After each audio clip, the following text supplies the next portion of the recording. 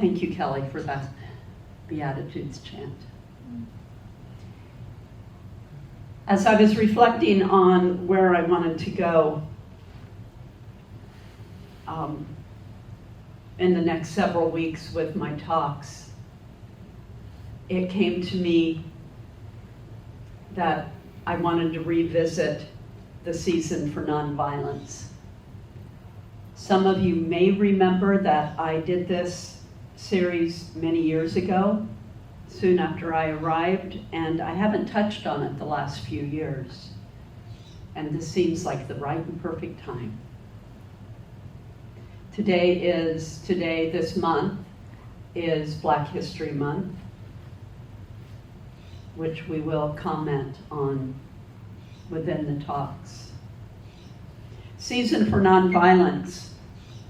In 1997, Arun Gandhi, who was the grandson of Gandhi, Mahatma Gandhi, was inspired to commemorate the 50th and 30th memorial anniversaries of his grandfather Gandhi and Martin Luther King that spans from January 30th to April 4th.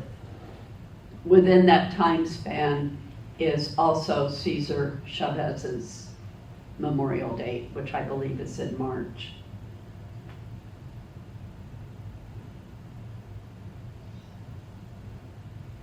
Arun put together this beautiful program, and then the Association for Global New Thought, of which Unity is a part of, Unity Centers for Spiritual Living, and any of the other New Thought teachings are a part of the Association for Global New Thought, which you can find online. And for many years, we did this every year, starting in I think we started in 1998. A Season for Nonviolence was born to commemorate, celebrate, and carry on the work of these two great men and all of those who have helped move the world in the direction of peace. It's a 64-day educational, media, and grassroots campaign dedicated to demonstrating that nonviolence is a powerful way to heal, transform, and empower our lives and our communities. This international event honors their vision for an empowered, nonviolent world. And so, my teachings over the next several weeks will come from this material. Nonviolence has to begin within. It is not only living a life and creating a life that brings about more peace in the world, but if we are not peaceful within ourselves, then it's harder and harder to reach peace for the planet. So I invite you over the coming days and the coming weeks to pay attention to how violent you are with yourself.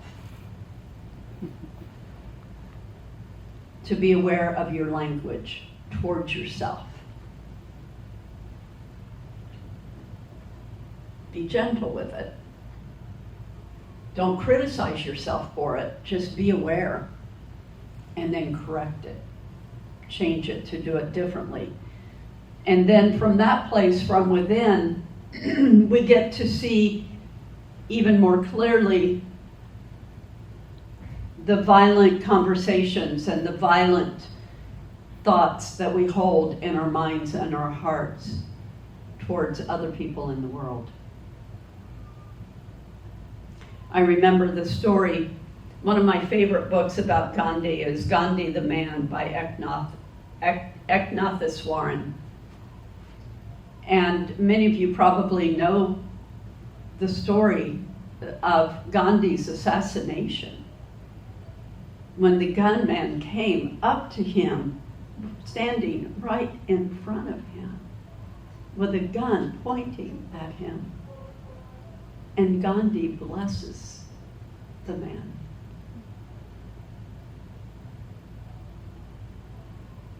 He left the physical planet with a blessing for his assassin. Ooh. Beautiful.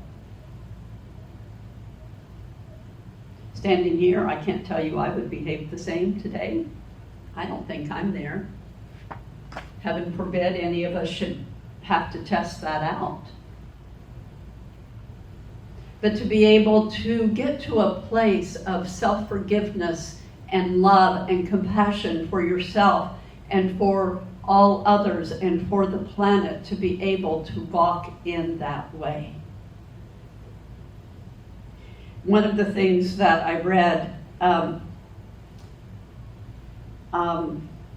in an article, and let me just read this to you, of the Gandhi King Arun's, I'm not going to have the words right in front of me, I apologize, because I don't have my slides and I didn't, but his institution for nonviolence that Arun worked so, and he and his wife just put so much work to continue the work of his grandfather. But an article that was created for the Gandhi King Season for Nonviolence, it has the 64 days. And if you're interested in that document, let me know, and I can email it to you. But Reverend Frank Zumalin wrote these pieces for the 64 days. And I'm using here day 5. Man as an animal is violent, but as spirit is nonviolent. The moment he awakens to the spirit within, he cannot remain violent. Either he progresses towards ahimsa, nonviolence, the Hindu word for nonviolence, or rushes to his doom. While Mahatma and Dr. King lived and carried on the work from the high place of spirituality, their movements remained nonviolent. After their assassinations, anger, frustration, and pain drove major elements in both movements in the direction of violent confrontation. Isn't that interesting?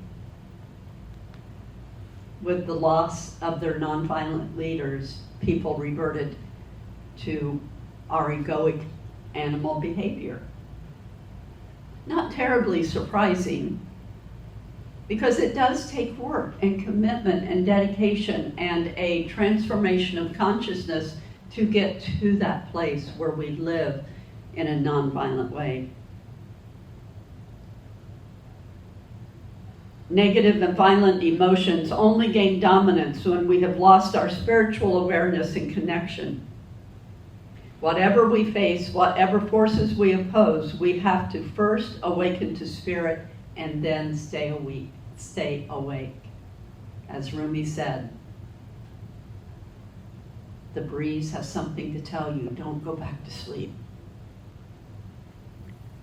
That awakening is a daily part of nonviolence. As Gandhiji said, grounding ourselves in spirit, holding to a spiritual practice of ahimsa are the only path to success. Whenever we feel frustration, fear, anger, irritation, impatience, or depression about the pace of the work we do, we are in the violent realm of animal man. When we are able to hold to the truth, walk the path, and do the work from a place of peace, serenity, and love, we are in the spiritual realm of ahimsa. And the Reverend's affirmative practice for day 5. I will meditate on my motivations and emotions. Am I doing the work of nonviolence to defeat the forces of violence, or am I doing the work of nonviolence to bring love and healing to those who fear, who are angry, in pain, and frustrated? Today, I will treat each person I meet with love.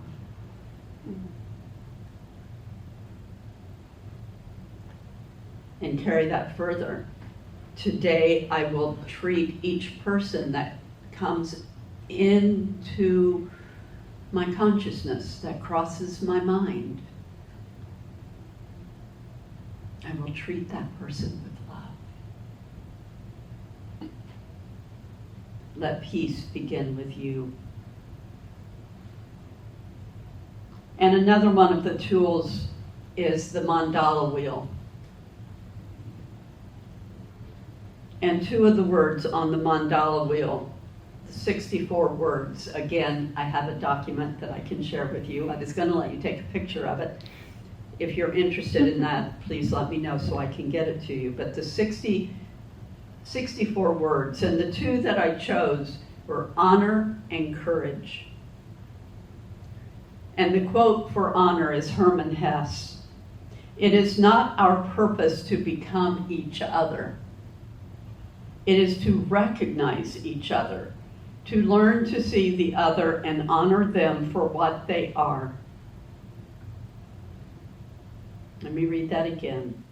It is not our purpose to become each other. Everybody doesn't have to be just like us. Everybody doesn't have to be just like me and think the way I do. Heaven forbid.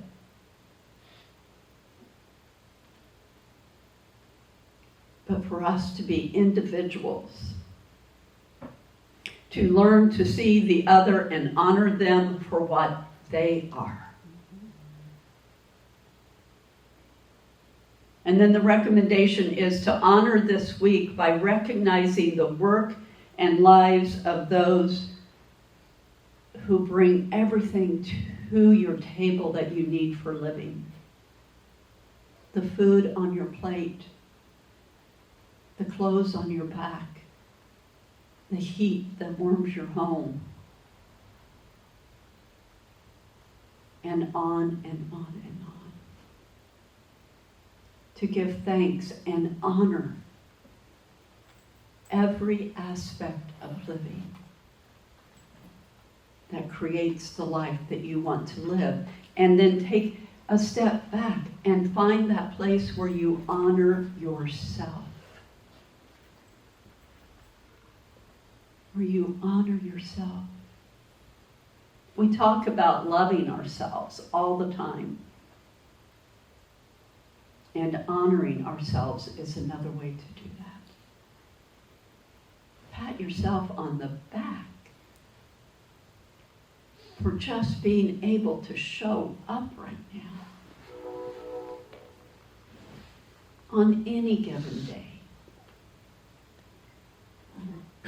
To find your place, to find your peace. And then courage. This is Ambrose Redmoon. Courage is not the absence of fear, but rather the judgment that there is something else more important than fear. Don't you love that? Courage is not the absence of fear, but the judgment that there is something else more important than fear. What is more important than fear? Love, honor, compassion, generosity, equity, kindness.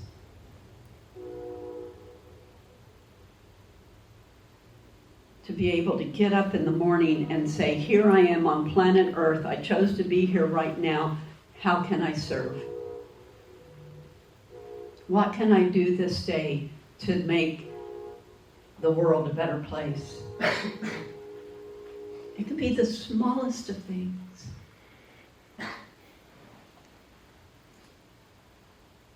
Just getting up out of bed and being willing to put a smile on your face. That could be a beginning some days. Because I imagine that there are days where you just kind of want to pull the blankets up over your head and not even bother. If that's what your body needs, then do that. But do it with a consciousness of I am being courageous. And I am honoring myself and the world. Nonviolence first begins with us. The affirmation that the Reverend gave us, today I have the courage to live in accordance with my values, to speak from my heart, to treat myself and others with compassion and kindness, to take a stand nonviolently for what is just. Some of the music that Kelly has sung today comes from the Taizé, France. And the Taizé services that are so beautiful and deeply, deeply moving and spiritual. And Kelly and I did a series of these when the first year that I brought Season for Nonviolence to us. Oh Lord, hear my prayer. Oh Lord, hear my prayer. When I was still living in Mountain View, I would go once a month to the church at Stanford University. If you've ever been in that building, it's just so beautiful and so full of prayers. And once a month, a group would hold a Taizé service there. And also I would go up to the Mercy Center in Redwood City, into their chapel. Oh my gosh, it would just be packed. And the candlelight and the violins and the chants, I can still feel it, I can still smell it. Have you ever been in those kinds of environments where the very presence of God is so prevalent that it just enfolds you?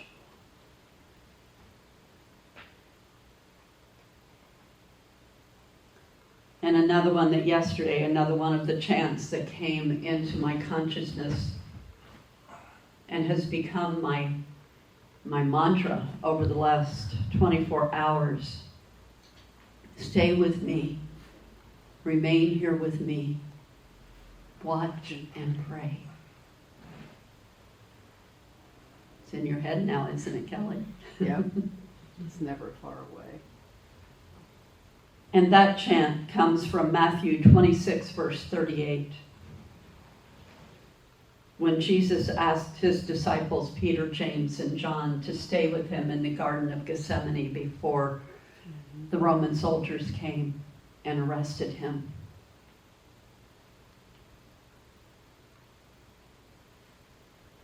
He asked for faith, strength, and love to be with him. Peter, James, and John, stay with me. Remain here with me. Watch and pray. So my prayer for you this week is that you stay and remain and that you watch. You call upon all that is holy to be with you in every conscious moment that you remember to do that, to remember that you are one with the one presence and the one power, and that we are a human race that is first love. That is who we are. All the rest is egoic behavior that acts out of fear.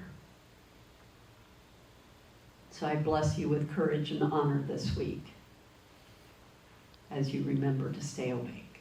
And so it is.